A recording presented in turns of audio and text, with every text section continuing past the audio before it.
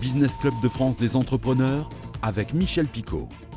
Bienvenue dans ce nouveau numéro et dernier de la saison du Business Club de France des entrepreneurs. Ensuite, nous passerons en rediffusion et normalement, nous revenons à la rentrée, certainement avec un nouveau format. Vous allez découvrir tout cela. Vous le savez, votre télévision se bat chaque jour pour vous informer, pour vous faire découvrir les talents de votre région, pour vivre avec vous au quotidien, mais aussi pour faire des émissions comme nous le faisons ici depuis 6 ans. Et croyez-moi, c'est pas toujours très simple. Malheureusement, c'est un peu plus compliqué pour d'autres télévisions de proximité. Et là, je pense notamment à nos confrères de Via Occitanie, contraints de débrancher la prise définitivement cet été et offrir aux téléspectateurs de Toulouse, Perpignan, Montpellier, Nîmes un écran noir. Nous sommes très tristes aujourd'hui ici dans cette émission. Soutenez votre télévision locale plus que jamais. C'est très important dans notre démocratie. Allez, nous partons à Troyes dans l'Aube pour découvrir une véritable pépite. Elle s'appelle Woodoo. Elle a inventé un bois dit intelligent, voire augmenté. Et elle vient de signer un contrat de 32 millions d'euros, de quoi changer de taille, tout simplement, pour cette entreprise. Alors, c'est quoi le bois augmenté? C'est quoi ce contrat? Les réponses de Jocelyn Kahn sur Canal 32. Alors, Woodoo, nous avons développé du bois augmenté pour le bâtiment. Alors, qu'est-ce que c'est que du bois augmenté?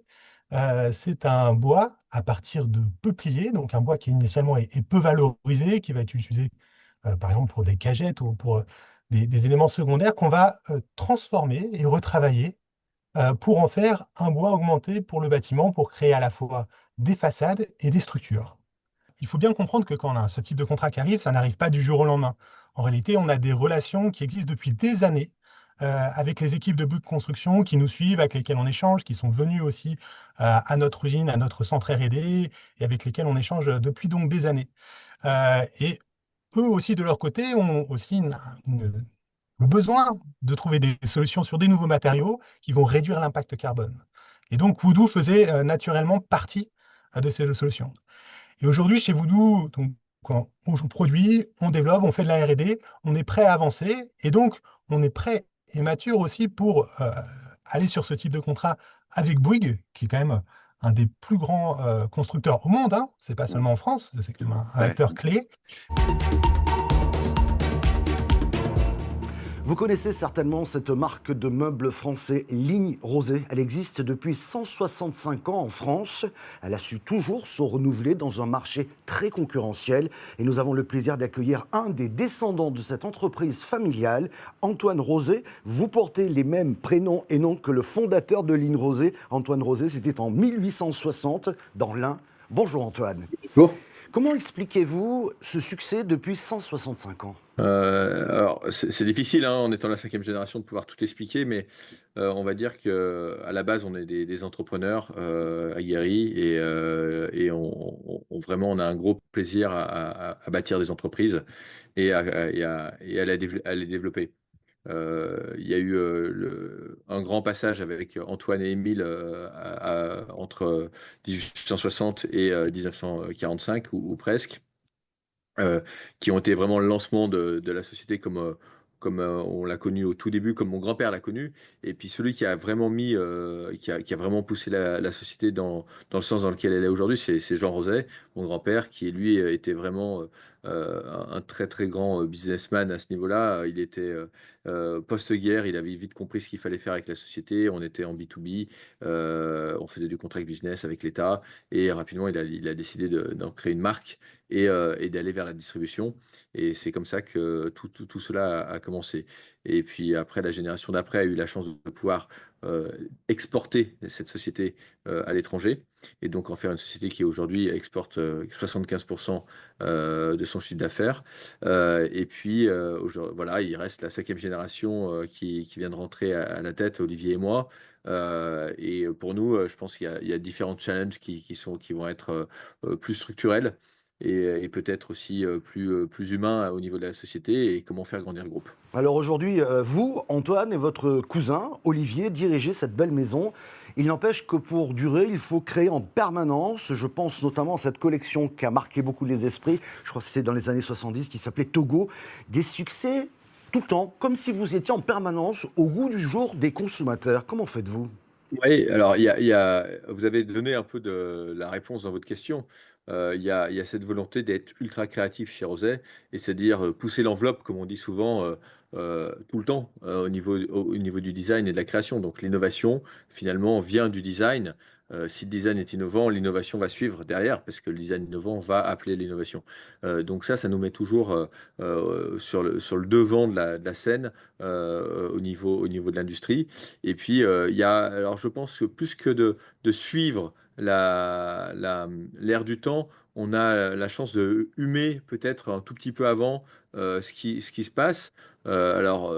Comment ça? Bah, aux designers, justement, qui aujourd'hui, on a un portefeuille de designers qui travaillent dans le monde entier, hein, qui viennent du monde entier.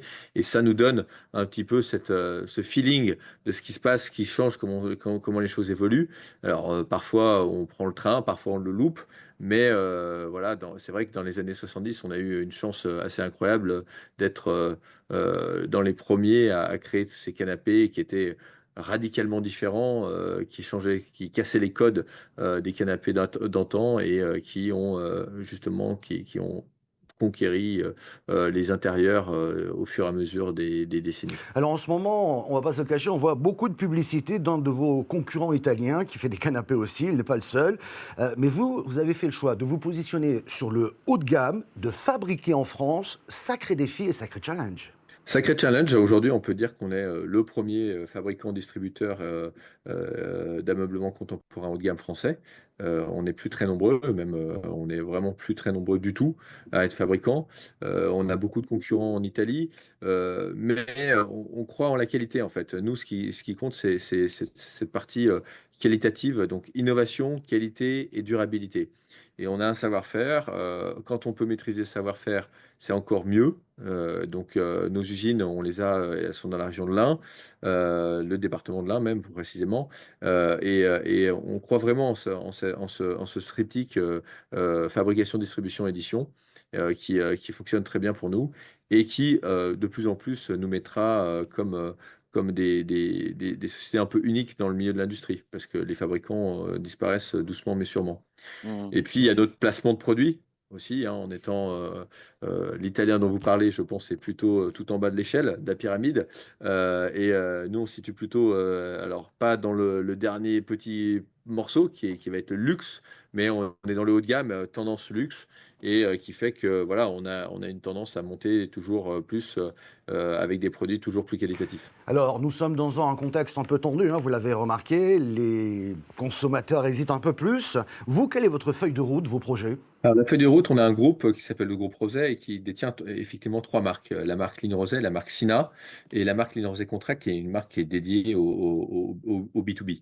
Euh, L'idée, c'est de dire on est très fort dans les produits, on nous connaît au travers de nos produits, de la création, on a besoin de faire valoir nos marques. Donc, on est en train de travailler beaucoup plus la marque, les marques, d'accord, ces trois marques-là, avec des showrooms plus qualitatifs, des services aux clients plus qualitatifs et donc voilà, on est en train de pousser un petit peu plus la qualité des marques et on veut que le produit soit le point d'entrée de la marque mais que ça soit pas une marque en elle-même.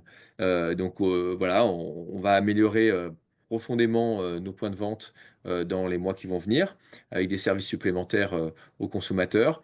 Et puis on a notre show annuel que l'on fait au Palais de Tokyo, qui a été ouvert pour la première fois au public cette année et qui a montré la direction dans laquelle on voulait se lancer, très expérientielle et avec une qualité assez remarquable. Merci beaucoup, Antoine Rosé, d'avoir été notre invité. Allez, c'est la bonne période pour un apéro en famille ou entre amis, avec modération bien sûr. On fera la même chose d'ailleurs après l'émission parce qu'il n'y a pas d'heure pour l'apéro. Mais si vous choisissez des chips, pourquoi ne pas déguster des chips Made in Bretagne qui sont disponibles partout en France? Elles s'appellent Bretz et c'est un reportage de TBO. Au départ, on était quand même la PME bretonne. La chips, c'est pas une spécialité bretonne, on est bien clair. Donc on a travaillé un peu sur la stratégie de différenciation et différent de l'acteur principal qui est quand même Lay's. On travaillait beaucoup sur l'innovation, sur les arômes notamment, sur les chips aromatisés, donc en faisant des arômes qui soient bons. C'est le principe de base, on est sur un période du plaisir, puis un peu innovant et adapté au goût du consommateur français. Chaque année, on se dit pourquoi pas lancer un produit un peu différenciant qui va faire du bruit. Et l'année dernière, on a lancé la saveur pastis. Bon, on savait dès le départ, parce qu'on avait fait le test auprès des consommateurs, que ce produit-là va être un peu, comment dirais, segmentant. C'est-à-dire qu'une personne sur 2 qui aime l'anis, l'autre qui l'aime pas. Donc on savait que ça allait être un produit qui allait faire du bruit, mais qui allait pas durer je dirais, plus qu'1 an. Donc on l'a fait en disant, ça va faire de la publicité pour Bretz. Et ça a été le cas. Depuis 4 ans, on a une croissance accélérée en termes de gains de part de marché. On est passé du rang 3 au rang 1 en termes de part de marché valeur. On a dépassé Lay's l'année dernière part de marché valeur. Alors j'espère qu'un jour on dépassera en part de marché volume. Mais voilà. Donc on est sur une belle dynamique effectivement où la marque Bretz marche très très fort.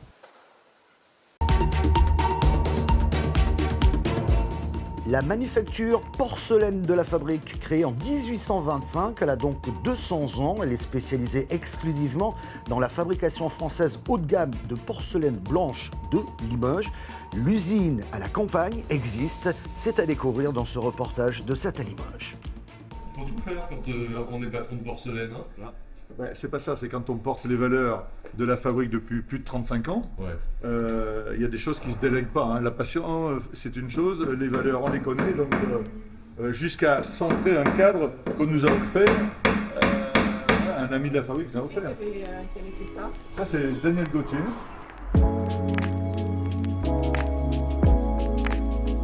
C'est un bel anniversaire, 200 ans pour les porcelaines de la Fabrique, une usine à la campagne qui innove et rayonne partout dans le monde.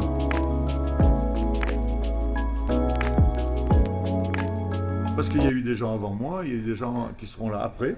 Et donc la responsabilité, c'est qu'à un moment donné, sachant que moi j'ai déjà 36 ans de présence ici, c'est de dire rendre hommage à ceux qui nous ont déjà permis d'avancer et de réaliser cette belle aventure.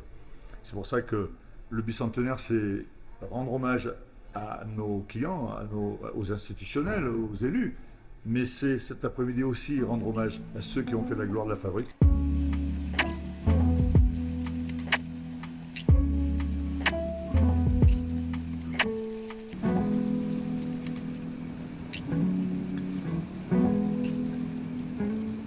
Une entreprise de 200 ans ne se pilote pas comme une start-up. Le travail des prédécesseurs oblige à la rigueur et à l'exigence.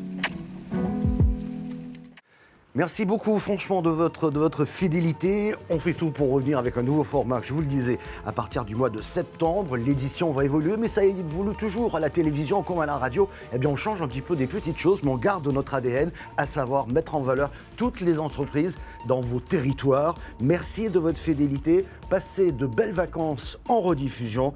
Je vous souhaite de belles vacances personnellement et j'espère à très vite.